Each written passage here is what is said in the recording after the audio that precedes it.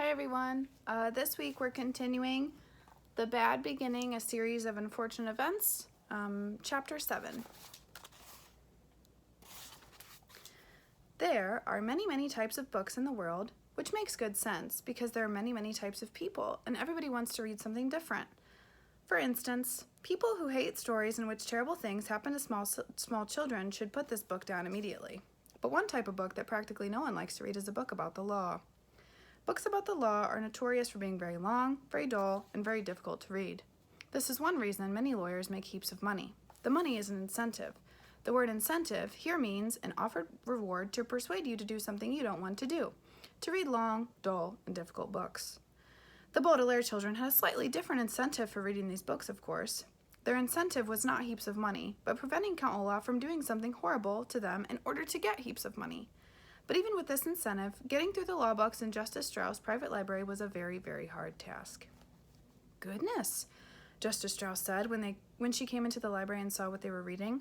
She'd let them in the house, but immediately went into the backyard to do her gardening, leaving the Baudelaire orphans alone in her glorious library.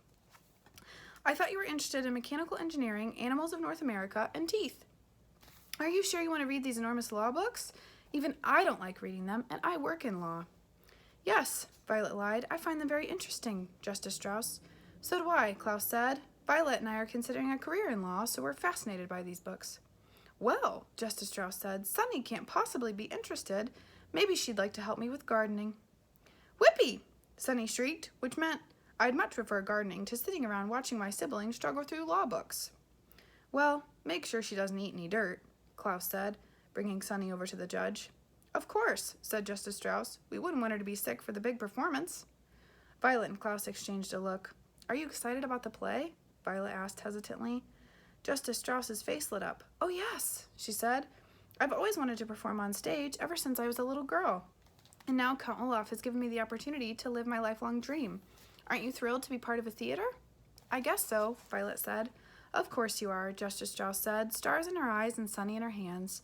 She left the library and Klaus and Violet looked at each other and sighed.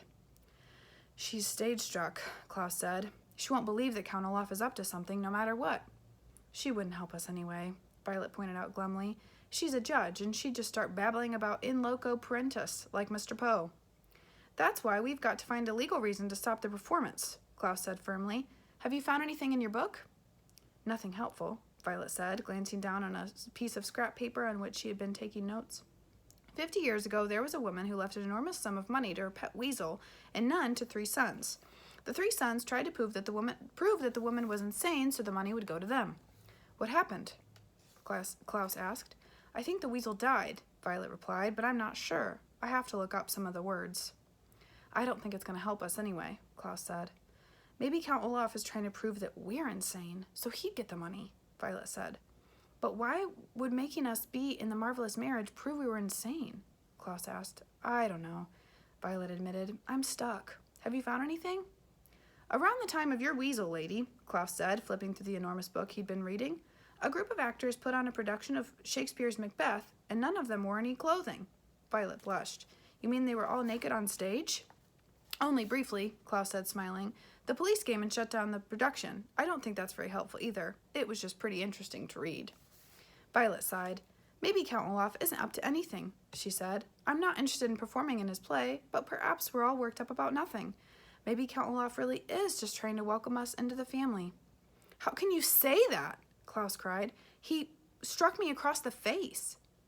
But there's no way he can get a hold of our fortune just by putting us in a play, Violet said. My eyes are tired from reading these books, Klaus, and they aren't helping us. I'm going to go out and help Justice Strauss in the garden. Klaus watched his sister leave the library and felt a wave of hopelessness wash over him. The day of the performance was not far off, and he hadn't even figured out what Count Olaf was up to, let alone how to stop him. All his life, Klaus had believed that if you read enough books, you could solve any problem, but now he wasn't so sure. You there! A voice coming from the doorway startled Klaus out of his thoughts. Count Olaf sent me to look for you. You're to return to the house immediately. Klaus turned and saw one of the members of Count Olaf's theater troupe, the one with hooks for hands, standing in the doorway. What are you doing in this musty old room anyway? Walking over to where Klaus was sitting. Narrowing his beady eyes, he read the title of one of the books. Inheritance Law and Its Implications? He said sharply. Why are you reading that? Why do you think I'm reading it? Klaus said. I'll tell you what I think. This man put one of his terrible hooks on Klaus's shoulder. I think you should never be allowed inside this library again, at least until Friday. We don't want a little boy getting big ideas. Now where's your sister and that hideous baby? In the garden, Klaus said, shrugging the hook off his shoulder. Why don't you go and get him?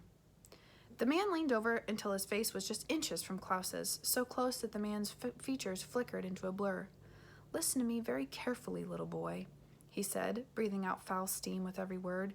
The only reason Count Olaf hasn't torn you limb from limb is that he hasn't gotten a hold of your money. He allows you to live while he works out his plans.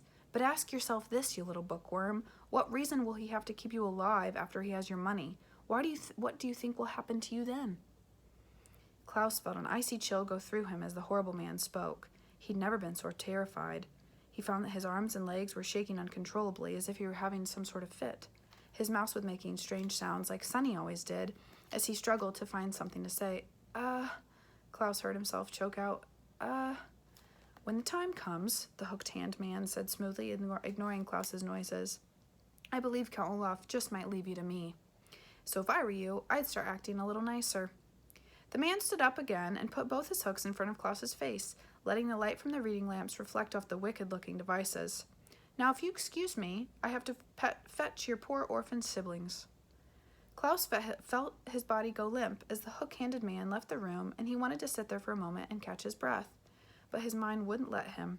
This was his last moment in the library, and perhaps his last opportunity to foil Count Olaf's plan. But what to do?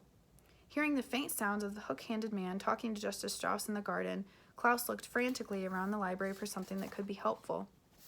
Then, just as he heard the man's footsteps heading back his way, Klaus spied one book and quickly grabbed it.